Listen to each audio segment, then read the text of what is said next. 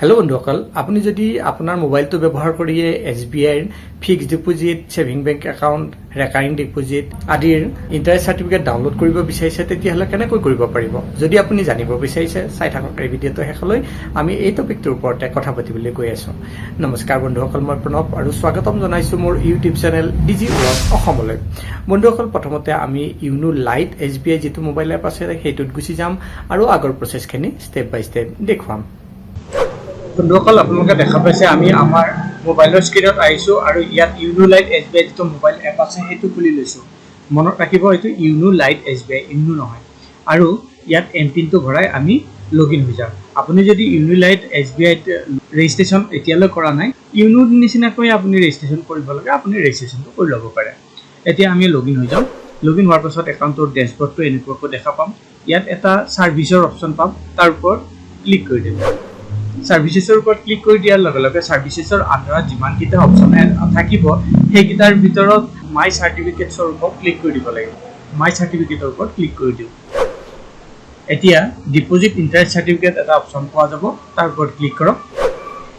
এতিয়া আকৌ দুটা অপশ্যন খুলি আহিব, ৰেচিডেণ্ট ইণ্ডিভিজুৱেল ইণ্টাৰেষ্ট চাৰ্টিফিকেট আৰু NRI ইণ্টাৰেষ্ট চাৰ্টিফিকেট।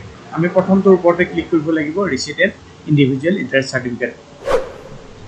এতিয়া দেখা পাইছে আপোনাৰ PDF টো সাকসেসফুলি ডাউনলোড হৈ গৈছে, মানে আপোনাৰ যিখন certificate saving bank RD fixed deposit যিটো আপোনাৰ ACIF নম্বৰটোৰ আণ্ডাৰত আছে, একেলগে চাৰ্টিফিকেটখন ডাউনলোড হ'ব।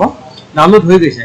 এতিয়া ইয়াত কোৱা হৈছে আপোনাৰ চাৰ্টিফিকেটখন PDF টো খুলিবৰ কাৰণে এটা পাছৱৰ্ডৰ দৰকাৰ হ'ব। সেই পাছৱৰ্ডটো কেনেকুৱা হ'ব? যদি আপোনাৰ ৰেজিষ্টাৰ্ড মোবাইল নম্বৰটো লাষ্ট চাৰিটা সংখ্যা 1 2 3 4 হয় আৰু আপোনাৰ ডেট অফ বাৰ্থ 2 অক্টোবৰ হয়, তেতিয়াহ'লে আপোনাৰ পাছৱৰ্ডটো হ'ব 12340210। এইটো হ'ব আপোনাৰ পাছৱৰ্ড। যেহেতু এতিয়া ফাইলটো ডাউনলোড হৈ গ'ল, এতিয়া আৰু এটা প্ৰব্লেম আহে, আমি মোবাইলত ক'ত বিচাৰি পাম সেই ফাইলটো? তাৰ কাৰণে আমি মোবাইলৰ ফাইল মেনেজাৰ হওক, ইণ্টাৰনেল ষ্ট'ৰেজ, মেইনলি আপুনি আপোনাৰ মোবাইলৰ ইণ্টাৰনেল ষ্ট'ৰেজত গুচি যাওক। মই ইয়াত ফাইল মেনেজাৰৰ নামত আহে মোৰ মোবাইলটোত, তাৰ ওপৰত ক্লিক কৰি দিম। তাৰপিছত ষ্ট'ৰেজত আহিম। ইয়াত যে এটা চেকনিৰ চিম্বল দেখুওৱা হৈছে, তাৰ ওপৰত ক্লিক কৰি দিয়ক আৰু এমুলেটেড বুলি সাৰ্চ কৰি দিয়া, EMULATED। এই এমুলেটেড বুলি সাৰ্চ কৰি দিয়াৰ লগে লগে তলত আপুনি দেখা পাব এমুলেটেড এটা ফল্ডাৰ খুলি যাব। সেই ফল্ডাৰটো আপুনি অপেন কৰক। সেই ফল্ডাৰটো অপেন কৰাৰ লগে লগে তাতে এটা ডাউনলোড ফল্ডাৰ পাব, সেইটো আকৌ অপেন কৰি দিয়ক। সেইটো অপেন কৰি দিয়াৰ লগে লগে আপুনি ইয়াত ডাউনলোডৰ আণ্ডাৰত যিমানবিলাক ফাইল আছে সেইটো দেখা পাব। অকণমান স্ক্ৰল ডাউন কৰক। এতিয়া আমি দেখা পাম, আপুনি এটা কথা মন কৰিব, ইয়াত ঘড়ীৰ টাইম দেখুওৱা হৈছে মোবাইলটোত 8:39। গতিকে মই 2 মিনিটমান আগতে ফাইলটো ডাউনলোড কৰিছিলোঁ। গতিকে সেইটো চাবৰ কাৰণে ইয়াত 8:37 PM দেখিছেনে?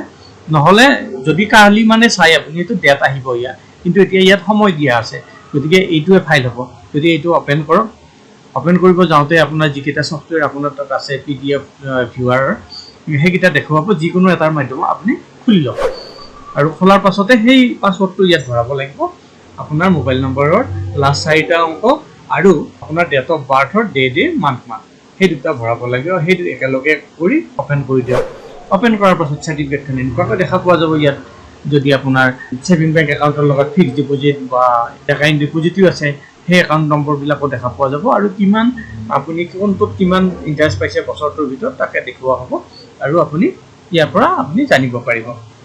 আৰু এটা কথা কওঁ, এইটো লাষ্ট বছৰটো, লাষ্ট ফাইনেন্সিয়েল ইয়াৰটোৰ এপ্ৰিল 1 তাৰিখৰ পৰা লৈ মাৰ্চৰ 31 তাৰিখলৈ এইটো সময়তহে চাৰ্টিফিকেট এখন। কাৰেণ্ট ফাইনেন্সিয়েল ইয়াৰৰ নহয়, যিটো লাষ্ট ফাইনেন্সিয়েল ইয়াৰ খতম হৈছে, শেষ হৈছে, সেইটোহে। বন্ধুসকল, এনেকৈ আপুনি যদি SBI মোবাইল এপৰ মাধ্যমত আপোনাৰ saving bank account, RD account, fixed deposit একাউণ্টৰ ইণ্টাৰেষ্ট চাৰ্টিফিকেট ডাউনলোড কৰিব বিচাৰিছে, সহজতে ইউনো লাইট মাধ্যমত কৰিব পাৰে। আশা কৰিছোঁ এই ভিডিঅ'টো আপোনালোকৰ পচন্দ হৈছে। কেনেকৈ আপুনি ইউনো লাইট SBIত গৈ SBI ইণ্টাৰেষ্ট চাৰ্টিফিকেট ডাউনলোড কৰিব পাৰে তাৰ বিষয়ে জানিব পাৰিলে। যদি এই ভিডিঅ'টো পচন্দ হৈছে, ভিডিঅ'টো কৰক লাইক আৰু চেনেলটো ছাবস্ক্ৰাইব কৰিবলৈ নাপাহৰিব। পুনৰ লগ পাম আন এটা ভিডিঅ'ত। তেতিয়ালৈ বন্ধুসকল, নমস্কাৰ।